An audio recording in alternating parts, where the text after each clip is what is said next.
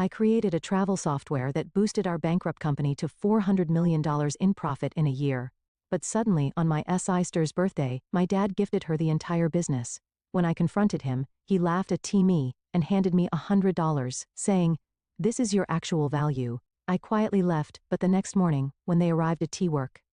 I'm Ava Mitchell, and this is the story of how I learned that sometimes family can be your worst enemy, especially in business. For 10 years, I poured my heart and soul into our small family-run tech company, transforming it from a struggling start up into a $50 million enterprise. But success has a way of exposing the ugliest sides of people, even the ones who are supposed to stand by you. I remember when it all began, back when our family business was just a tiny computer repair shop in a strip mall, barely making enough to get by. My dad had started it 20 years ago, and despite its struggles, it was his pride and joy. My sister Lauren was always the golden child.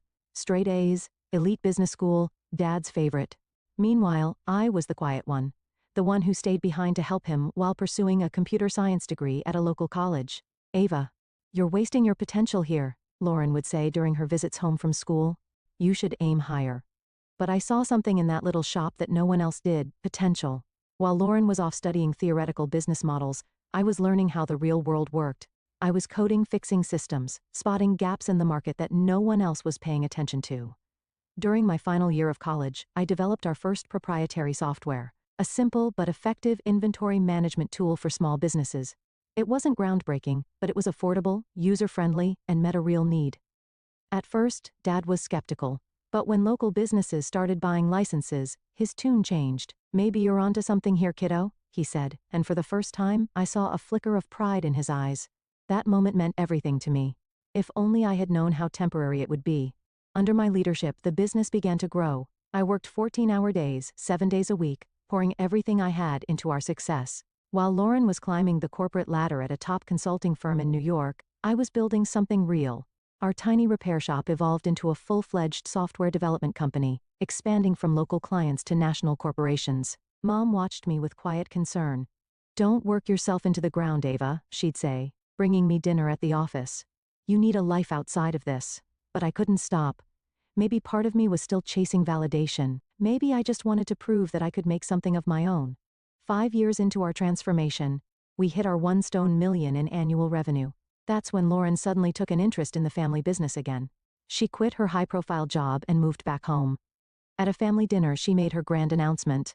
"I think it's time I took my rightful place in the company," she said, flashing her trademark confidence.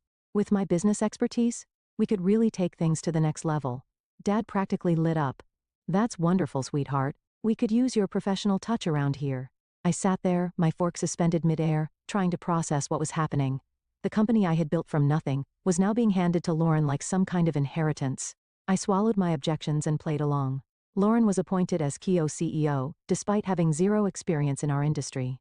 Dad insisted it was good for our company's image to have someone with her credentials at the helm.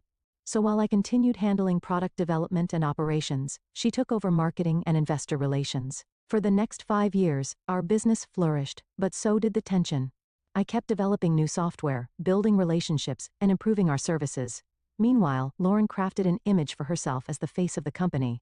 She gave interviews about being a woman in tech, accepted awards for entrepreneurship, and took credit for innovations she had nothing to do with.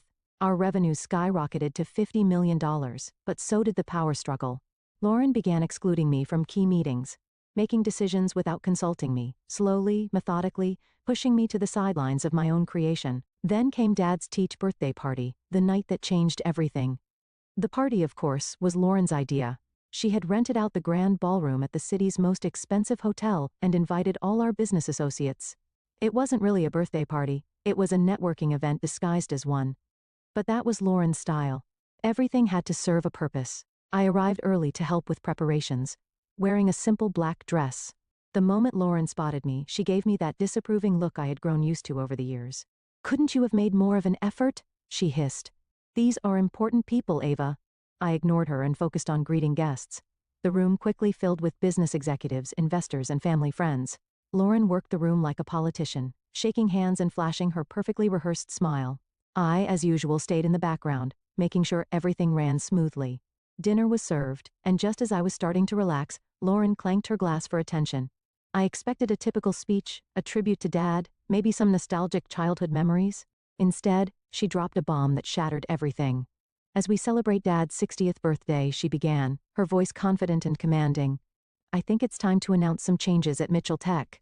My stomach twisted. Changes? The board has agreed that the company needs unified leadership to move forward, she continued, her words slicing through the room like a blade.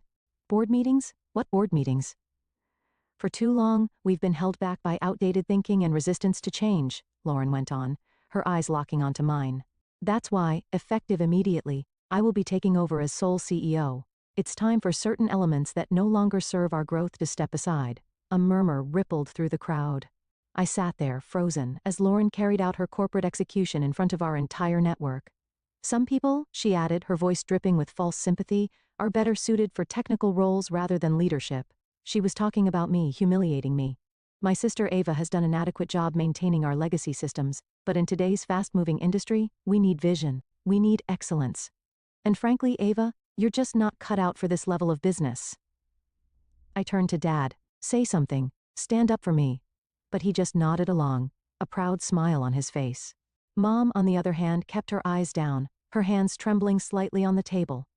Lauren wasn't done. The truth is, she said, her voice rising for dramatic effect.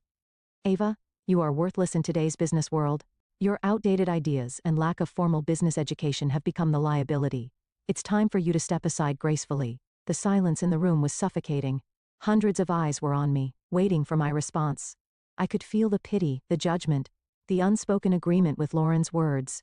Everything I had built, every late night, every sacrifice, it was all being away in front of everyone. Slowly I stood. My chair scraped against the floor, the sound slicing through the hush like a gunshot. Everyone expected a scene. Maybe tears, a screaming match. Instead, I simply picked up my purse, walked over to Dad's table, and placed a small wrapped package in front of him. Happy birthday, Dad, I said quietly. Then I turned and walked out. Head held high, leaving behind the whispers, the stares, and the sister who thought she had won. That night, I sat in my home office, surrounded by awards and patents that bore my name. Lauren believed she had taken everything from me, but she had forgotten one crucial detail, something that would turn her moment of triumph into the biggest mistake of her life. As I powered up my laptop and began typing, a small smile played on my lips. Tomorrow would be interesting. After all, there's more than one way to run a successful business. And in 10 years, I had learned far more than Lauren had in all her fancy business classes. The next morning, the sun rose bright and clear, and with it, everything was about to change. I arrived at the office early, before anyone else, and waited. At precisely 9 a.m., Lauren strode through the front doors with Dad beside her, both wearing triumphant smiles, smiles that were about to be wiped off their faces. Ava, Lauren's voice held a mix of surprise and annoyance. What are you doing here? I thought after last night you'd have the dignity to stay home. I smiled, remembering the email I had sent at 3 a.m. to every major client, partner, and employee of Mitchell Tech. Just wrapping up some loose ends, sister dear. But since you're here, we should probably talk about the company's future. There's nothing to discuss, Dad interjected, his voice firm. Lauren's in charge now. The board has already approved it. Ah yes, the board, I said, pulling out my tablet. Let's talk about that. I tapped the screen, and the conference room's main monitor lit up with a document. You see, while Lauren was busy planning parties and giving interviews, I was actually building this company, and there are a few things you both seem to have forgotten. I pulled up another document, zooming in for emphasis. First, let me remind you that I own 51% of Mitchell Tech shares. When we incorporated 10 years ago, Dad gave Lauren and me equal shares, 25% each, while keeping 50% for himself.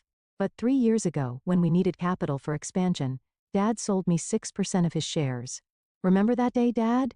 You were too busy attending Lauren's award ceremony to handle the negotiations yourself, so you signed the papers without reading them carefully. The color drained from both their faces. Lauren's perfectly manicured hands gripped the conference table. That's impossible, she whispered. Dad would never. But he did, I interrupted, pulling up another document. And that's not all. I clicked again, and another screen filled with legal filings. The core software that generates 80% of our revenue? It's not owned by Mitchell Tech. It's owned by my separate company, Innovate Solutions LLC. Mitchell Tech only has a licensing agreement, which expires in, I checked my watch about 10 minutes ago. Dad collapsed into a chair, realization dawning on his face. The renewal papers, he murmured. The ones you asked me to sign last week, the ones I didn't read because you were too busy helping Lauren plan the party. I finished for him. Yes, those papers. I decided not to submit them. Lauren's face twisted in rage. You underhanded little. Careful, sister. I cut her off smoothly. You might want to hear the rest before you finish that sentence. I clicked again and a flood of emails appeared on the screen. While you were busy announcing my graceful exit last night, I was sending emails to our clients. You see, most of our major clients have personal loyalty clauses in their contracts. They signed with Mitchell Tech because of me, my expertise, my track record. Last night I informed them of the leadership changes and my departure. I zoomed in, showing dozens of responses from our biggest accounts. Would you like to know how many have already triggered their contract termination clauses? I tilted my head. Or how many of our top developers, who by the way, are actually employed by Innovate Solutions, not Mitchell Tech, have already accepted positions at my new venture? Silence. Through the glass walls we could see employees gathering, whispers spreading as they check their emails. Lauren frantically pulled out her phone, her perfect composure cracking as she scrolled. You can't do this, she stammered. You mean I can't take back what's mine? I said calmly. You thought you could just take over because you have an MBA and Dad's approval? You thought you could humiliate me in front of everyone and get away with it? I stood, smoothing my dress. So here are your options. I let the weight of my words settle before continuing. Option 1. I walk away with my shares, my software, my clients, and my employees. Mitchell Tech becomes an empty shell. And you can explain to all those important people you invited last night why the company's value just dropped to 0 overnight. Dad's face aged 10 years in the last 10 minutes. And option 2, he asked weakly. Option 2, you both resign? I took a deep breath and met their stunned expressions with a calm, unwavering gaze. I take full control of Mitchell Tech, I continued. You both keep your shares as silent partners, receiving dividends, but having no say in operations. Lauren gets a nice severance package and glowing references for her next job, somewhere far away from here. Lauren's face turned an interesting shade of red. You planned this all along, didn't you? You were just waiting for the right moment to stab us in the back. I let out a short laugh, devoid of humor. No, Lauren. I spent 10 years trying to be a good daughter, a good sister, and the entire time you both took me for granted. I built this company from nothing while you collected accolades for my work. I only planned this. I checked my watch again about 12 hours ago. After you called me worthless in front of everyone we know, my phone buzzed. Another client termination notice. Time's running out. What's it going to be? The next hour was a blur of paperwork and lawyers. By noon, I sat alone in what was now my office, looking out over the city. The company I had built was now truly mine, but the victory felt hollow. Family relationships lay in ruins around me, trust shattered like dropped crystal. That evening Mom came to see me. Her eyes were red from crying. Did it have to end this way? She asked softly. I met her gaze, my voice gentle but firm. They gave me no choice. They would have taken everything I built and discarded me without a second thought. She nodded slowly, understanding but sad. What happens now? I turned my laptop toward her, showing her the plans I had already drawn up. Expansions, new product lines, innovations I had been holding back. Nows. I exhaled, feeling lighter than I had in years. Now I build something even bigger. But this time, I do it without carrying people who see me as worthless. 1 year later. Under my sole leadership, Mitchell Tech tripled in value. Lauren found a job with a startup in Silicon Valley, humbled, but hopefully wiser. Dad retired, finally understanding that his golden child had nearly destroyed his legacy. We see each other at holidays maintaining a polite distance, masking wounds that may never fully heal. Sometimes, late at night, I look at old family photos and feel a twinge of sadness for what we lost. But then, I remember that night at the birthday party, the look of disdain on Lauren's face, the way Dad nodded along with her cruel words, and I remind myself, in business and in family, respect is earned, not given. They learned that lesson too late. My stories spread through business circles, a cautionary tale about underestimating the wrong person. At industry events, I often catch whispers. That's Ava Mitchell, the one who they never finish the sentence. They don't have to. My success speaks for itself. Last week, I received an invitation to speak at Lauren's Business School's graduation ceremony. The topic?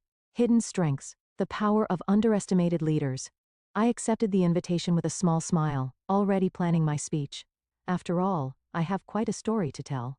The company continues to thrive under my leadership, but more importantly, I found peace with my decisions. Sometimes the strongest message you can send is simply proving people wrong, and sometimes the best revenge isn't about destroying others. It's about rising so high that they can't help but see their own mistakes. As I sit here in my office overlooking the city, I remember something my mother once told me. Success is the best revenge. But wisdom is knowing when to stop seeking revenge and start seeking growth. She was right. I've moved past revenge. These days I focus on building something meaningful, something that will outlast the petty jealousies and family drama. I still keep that wrapped birthday present I never gave Dad. A photo album of the company's journey, from that tiny repair shop to what it is today. Maybe someday, when the wounds have healed enough, I'll finally give it to him. Until then, it sits on my shelf. A quiet reminder that our greatest strengths often come from the very things others underestimate about us.